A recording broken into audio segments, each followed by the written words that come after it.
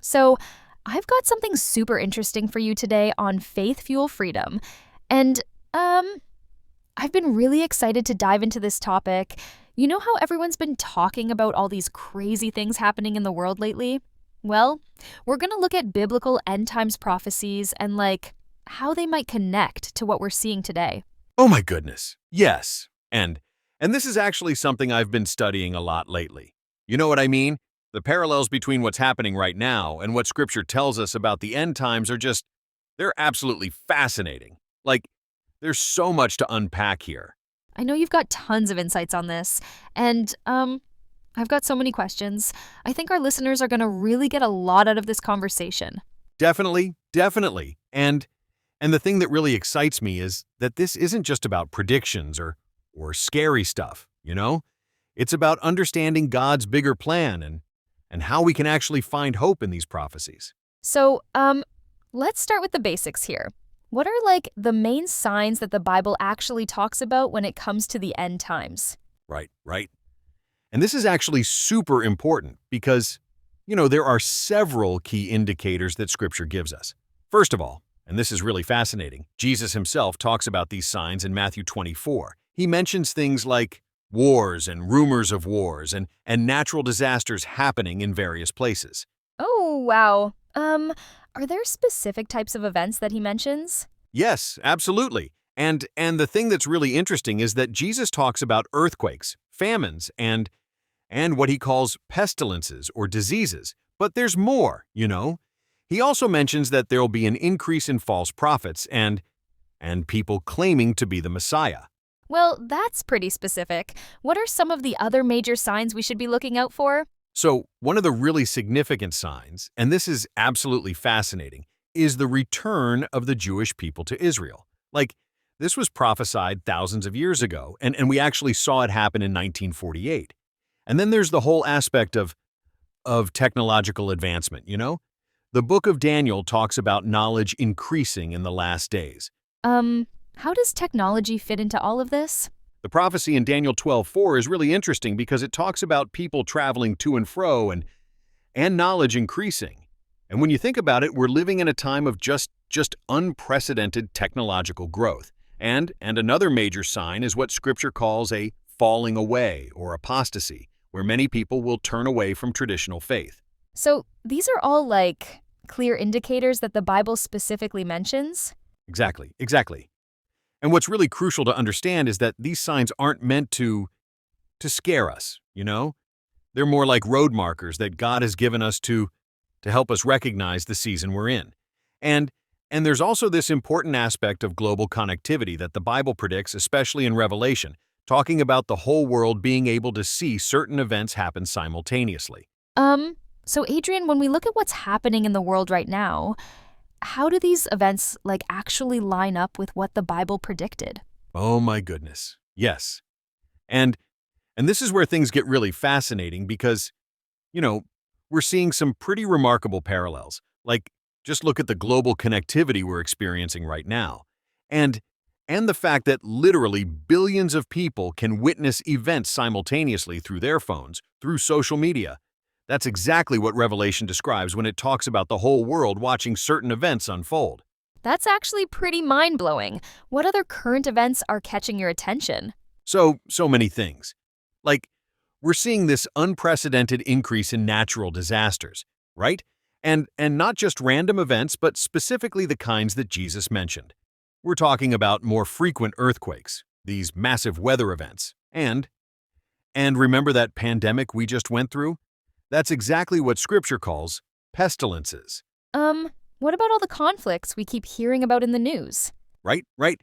And this is really significant because Jesus specifically talked about wars and rumors of wars. And what we're seeing now is just remarkable. We've got conflicts breaking out in multiple regions, and particularly all these tensions centered around Israel, which is exactly what biblical prophecy predicted would be a focal point.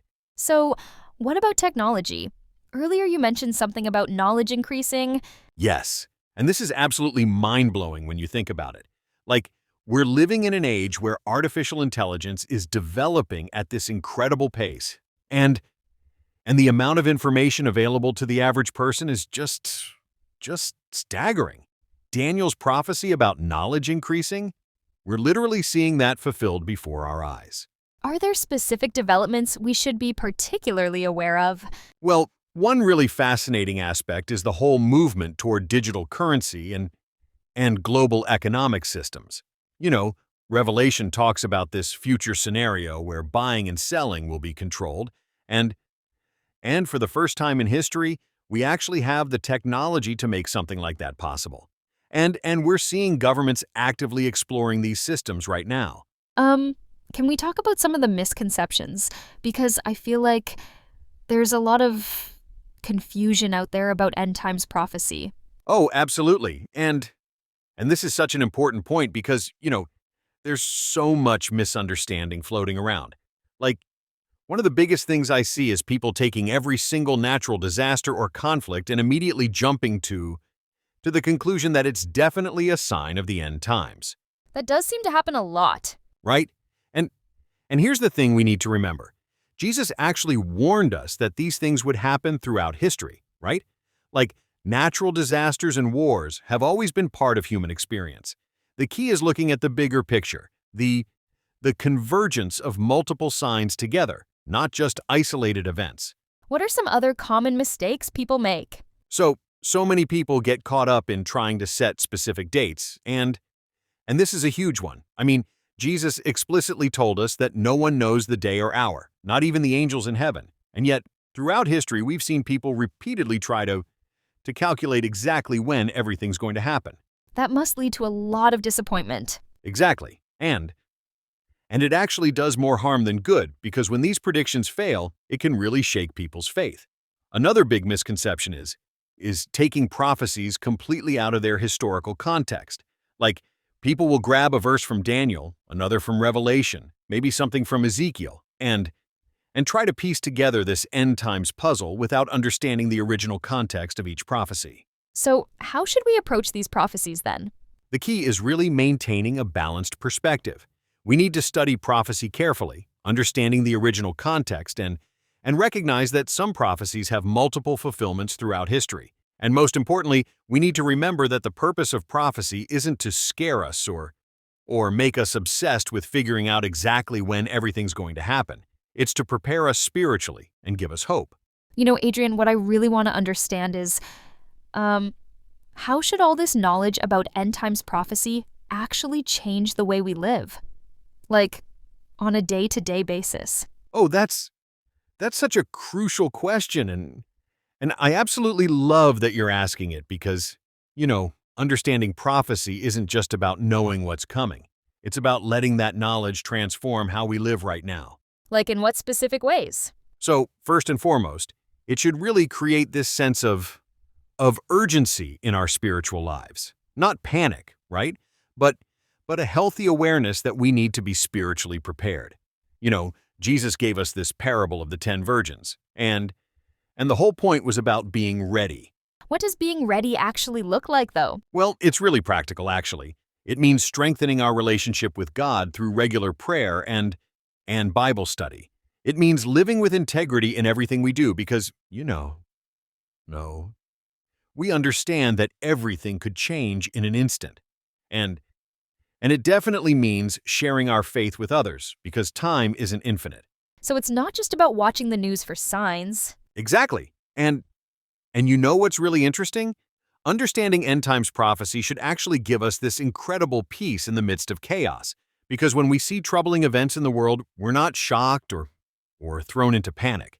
We understand that God is in control and He's already told us about these things. That's actually really encouraging. Yes, and there's more. It should impact how we handle our resources too. Like, knowing that this world isn't permanent should affect our priorities, how we spend our money, and even how we plan for the future. But at the same time, we need to keep living productively and responsibly. You know what I mean? It's about finding that balance. Between being prepared and still living fully in the present? Oh, absolutely. And remember, Jesus said we should be about our Father's business until He returns. So that means staying engaged in our communities, loving our neighbors, and continuing to work for God's kingdom right here, right now. because ultimately, understanding prophecy should make us better disciples, not just better predictors of future events. You know, Adrian, with all this talk about end times, sometimes it can feel pretty heavy and even scary. How do we keep a positive outlook? Oh, I'm so glad you brought that up because actually end times prophecy is filled with incredible hope. Like when we look at what the Bible tells us, it's not just about tribulation and difficulty. It's about this amazing future that God has planned. Can you explain more about that hopeful side? Well, you see, everything everything we're seeing, all these signs and events, they're actually pointing towards something absolutely incredible.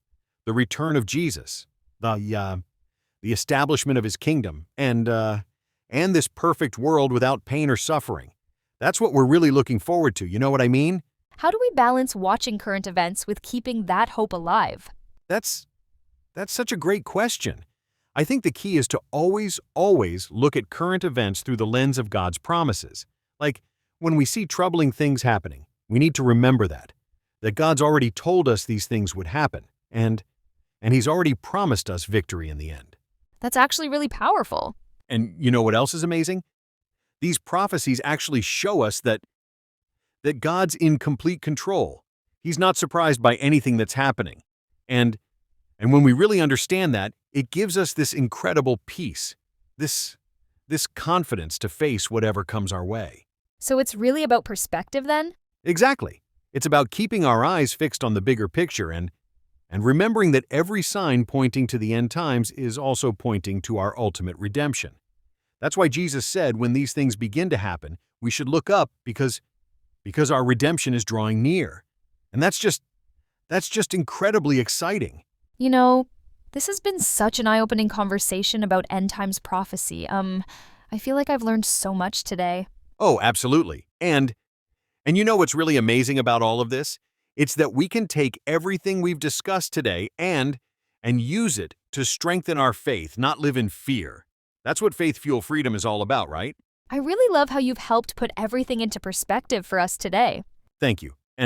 And I just want to encourage everyone listening that staying informed about prophecy doesn't mean getting obsessed or anxious about every headline. It's about understanding God's timeline and his incredible plan for humanity. Any final thoughts for our listeners? Yes, just remember that prophecy isn't meant to scare us, but to prepare us. Keep studying Scripture, stay close to God, and remember that He's got everything under control. Like, absolutely everything. Thanks so much for breaking this down for us today, Adrian. And to all our listeners, we'll catch you next time on Faith Fuel Freedom.